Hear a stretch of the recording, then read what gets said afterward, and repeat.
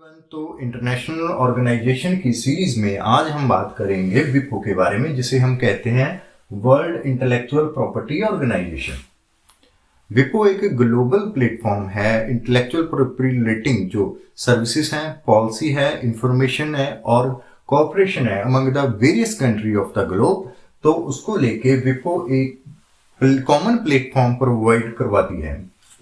तो विपो है वो स्पेशलाइज एजेंसी है United nation economic social and social council की, जो कि यूनाइटेड नेशन का ही एक पार्ट है।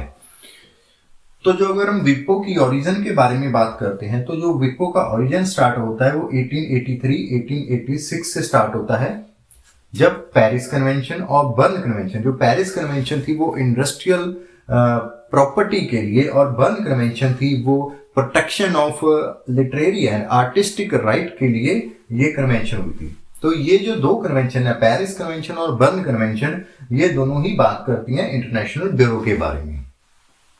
ये दोनों कन्वेंशन थी इंटरनेशनल ब्यूरो था के साथ, वो आपस में यूनिट हुआ, एक साथ ये ज्वाइन हुए 1893 में। 1893 से लेके विपो ने इसको रिप्लेस किया 1970 में। विपो की जो कन्वेंशन है, जिसे हम विपो कन्वेंशन के नाम से जानते हैं, वो स्टॉकहोल्म में 1967 में साइन हुई। तो बेसिकली विपो एक ऐसा प्लेटफॉर्म है, यहाँ के थ्रू जो ट्रेडमार्क, सर्विस, इंडस्ट्रियल डिजाइन है, उसको लेके कॉर्पोरेशन है, तो वो अमंग द वेरियस जो ग्लोब की कंट्री हैं, जो इसकी मेंबर हैं, तो वो अपने जो इंटेलेक्चुअल प्रॉपर्टी रिलेटिंग डिस्कशन करना, पॉलिसी मेकिंग करना, डिसीजन मेकिंग करना, तो वो सब विपो के थ्रू होता है। तो आगे चल के हम देखेंगे विपो कैसे फंक्शन करती है, इसके क्या क्या मेन ऑर्गन्स हैं। तो वर्ल्ड इंटेलेक्चुअल प्रॉपर्टी इंडिकेटर 2020 में इंडिया का क्या रैंक है, और वर्ल्ड में first position world intellectual property indicator 2020 में वर्ल्ड में सबसे ज्यादा इंटेलेक्चुअल प्रॉपर्टी की एप्लीकेशन किसने कंट्री ने फाइल की, ट्रेडमार्क की किसने फाइल करी।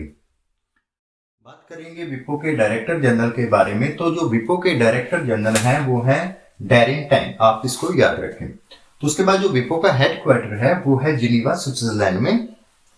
विपो के कितने मेंबर हैं, तो विपो के 193 मेंबर हैं एट प्रेजेंट, और जो इंडिया इसका मेंबर हुआ वो 1975 में इंडिया विपो का मेंबर हुआ। तो कौन सी कंट्री विपो का मेंबर बन सकती है, तो विपो का मेंबर बन सकती है जो मेंबर है पेरिस या बर्न यूनियन के मेंबर हैं। उसके बाद जो मेंबर हैं वो यूनाइटेड नेशन या इसकी किसी भी एजेंसी के मेंबर हैं, वो विपो के मेंबर बन सकते हैं। वर्ल्ड इंटेलेक्चुअल प्रॉपर्टी इंडिकेटर 2020 के जो अनुसार वो चाइना की फर्स्ट पोजीशन है पेटेंट, सर्विस, मार्क और डिजाइन को लेके। तो चाइना वर्ल्ड में नंबर 1 पेटेंट सर्विसेज को लेके है।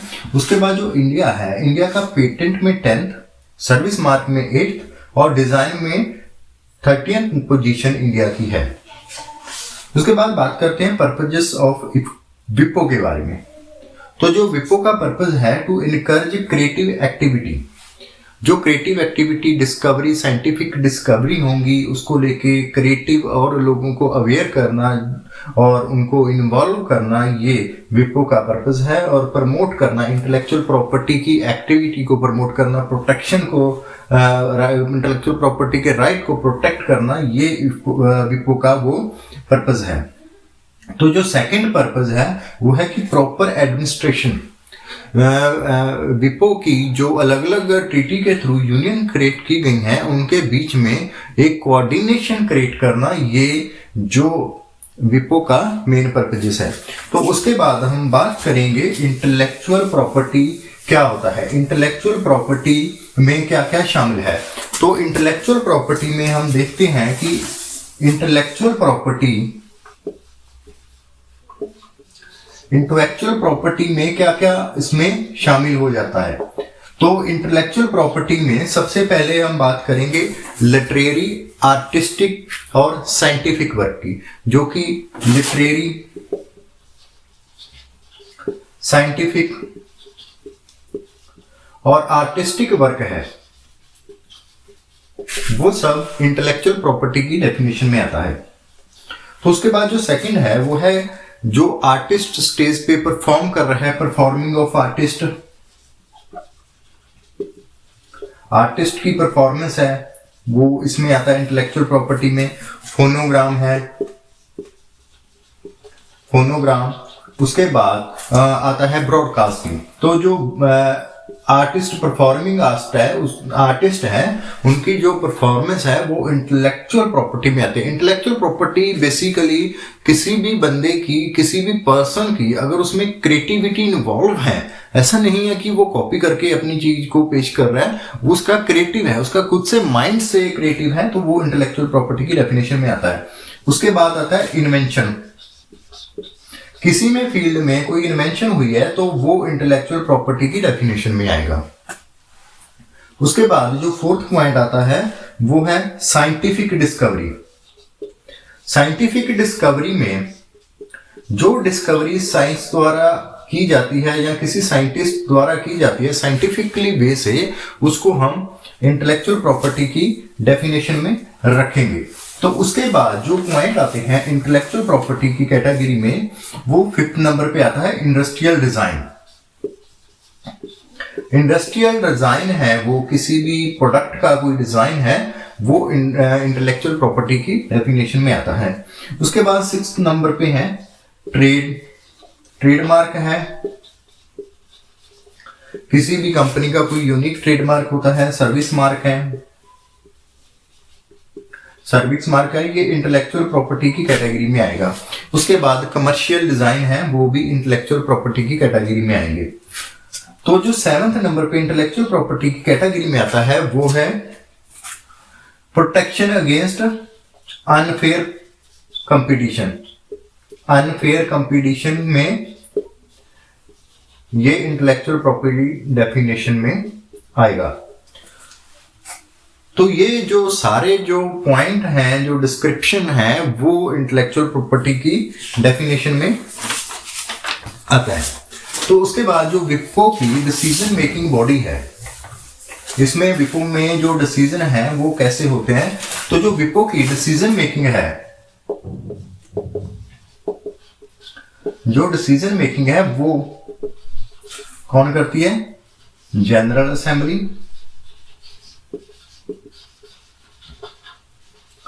उसके बाद आती है इसकी जो विपो की है वो है कोऑर्डिनेशन कमेटी।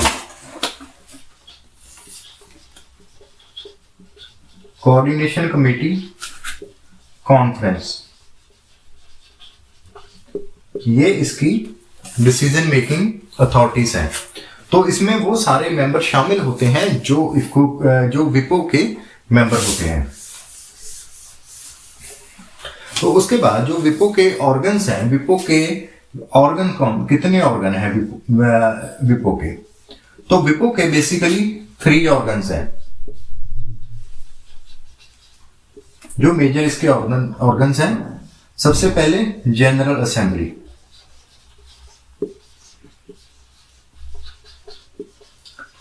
जनरल असेंबली में वो सारे मेंबर इसमें शामिल होते हैं जो स्टेट या विपो के मेंबर हैं, वो सारे जनरल असेंबली के मेंबर भी होते हैं।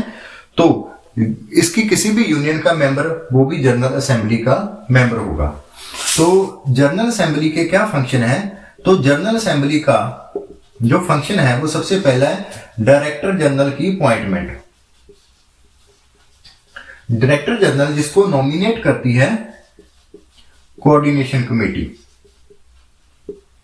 कोऑर्डिनेशन कमेटी है वो डायरेक्टर जनरल को नॉमिनेट करती है, जिसको सेलेक्ट करती है जनरल असेंबली।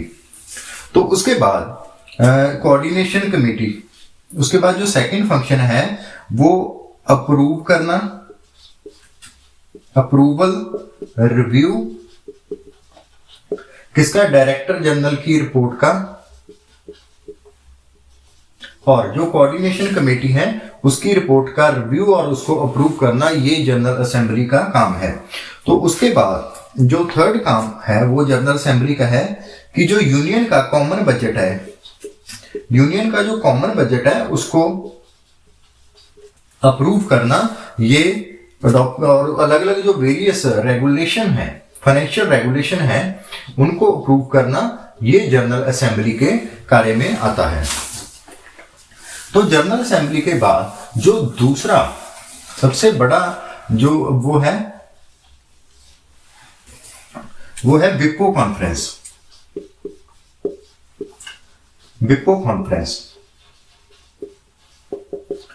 विपो कॉन्फ्रेंस में जो स्टेट विपो की कन्वेंशन में पार्टी है,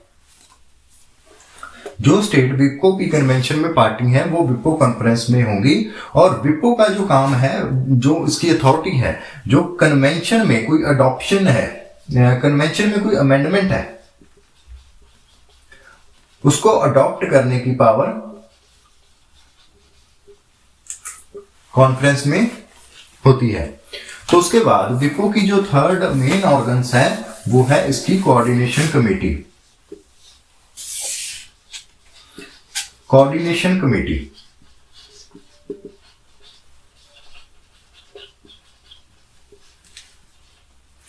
जो कोऑर्डिनेशन कमेटी है, इसमें से जो बर्न या पेरिस कन्वेंशन की एग्जीक्यूटिव कमेटी है, उनमें से इनको सेलेक्ट किया जाता है, उनमें से मेंबर को सेलेक्ट किया जाता है कोऑर्डिनेशन कमेटी का। और कोऑर्डिनेशन कमेटी का जो मेन कार्य है वो है कि जो अलग अलग ऑर्गन्स हैं यूनियन के, उनको एडवाइज करना।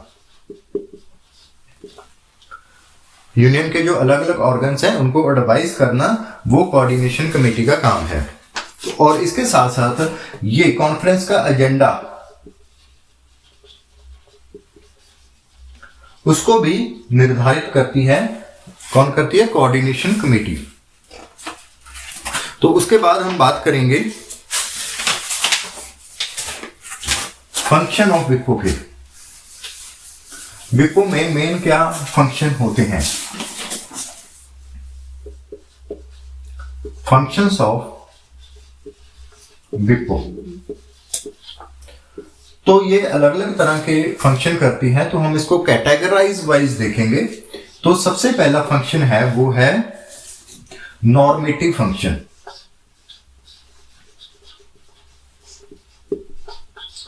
नॉर्मेटिव फंक्शन में विपो क्या करती है कि विपो इस फंक्शन के तहत जो अलग अलग इंटेलेक्चुअल प्रॉपर्टी के प्रोटेक्शन के राइट्स हैं, उसको कैसे प्रोटेक्ट करना है, कैसे इंटरनेशनल ट्रीटी करनी है, उसके लिए नॉर्म्स हैं या स्टैंडर्ड्स हैं, उसको सेट करती है। किसके relating? IP, intellectual property relating जो मैटर्स है या ट्रीटीज हैं, उसके नॉर्म्स हैं, वो सेलेक्ट करती है। ये इसका नॉर्मेटिव फंक्शन में आता है। उसके बाद जो सेकंड कैटेगरी के फंक्शन है वो है इसके programme activity.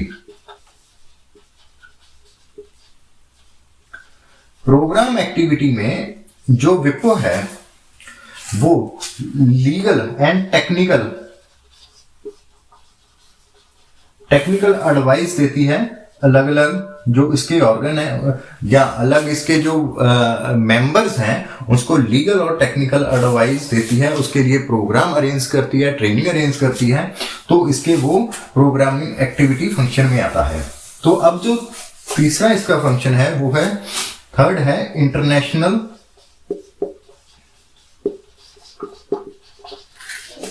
International classification and standard activity.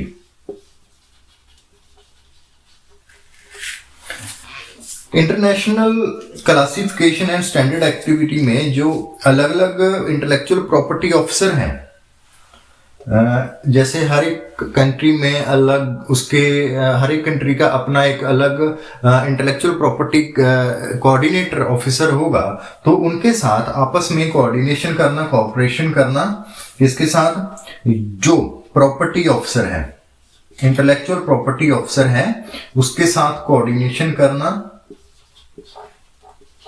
ये विपो का फंक्शन में से एक आता है। तो उसके बाद जो फोर्थ इसका फंक्शन है वो है रजिस्ट्रेशन।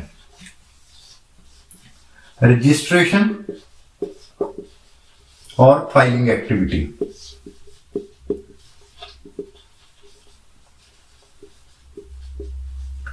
रजिस्ट्रेशन और फाइलिंग एक्टिविटी में इंटरनेशनल लेवल पे जो ट्रेड को लेके, पेटेंट को लेके जो एप्लीकेशन फाइल होती है उसकी फाइलिंग कराना, ये उसकी कैटेगरी में, फंक्शन की कैटेगरी में आता है। इंडस्ट्रियल डिजाइन है, पेटेंट है, ट्रेडमार्क है, सर्विस मार्क है, तो ये सारे इसके फंक्शन हैं कि वह उनकी रजिस्ट्रेशन करती है, उनकी फाइलिंग एक्टिविटी वो करती है। तो ये जो मेन 4 फंक्शन थे विप्रो के। अब बात करते हैं सोर्स ऑफ इनकम की। विप्रो को इनकम का क्या सोर्स है? तो विप्रो को 2 तरह के इनकम के सोर्स हैं। सबसे पहला सोर्स है जो फीस आती है, कहां से? Filing, registration of intellectual property. तो इससे जो फीस होती है ये इसका मेन सोर्स ऑफ इनकम है। उसके बाद जो मेंबर कंट्री है, मेंबर स्टेट है, उसका जो कंट्रीब्यूशन है वो इसका सोर्स ऑफ इनकम है विप्रो का। तो बेसिकली हम बात करेंगे कि विप्रो है इंटेलेक्चुअल प्रॉपर्टी रिलेटिंग हर तरह का काम ये करती है। ये एक ग्लोब फॉर्म है इंटेलेक्चुअल प्रॉपर्टी को लेके। तो होप आप सभी को ये लेक्चर इंटेलेक्चुअल प्रॉपर्टी पे पसंद आया होगा। अगर आपको ये वीडियो अच्छी लगी तो प्लीज आप इसको लाइक करें और चैनल को सब्सक्राइब करें, सो दैट कि हम इसमें international organisation, Indian constitution, current affair और जीके के टॉपिक हम कवर कर सकें। Thank you for watching this video. Thank you.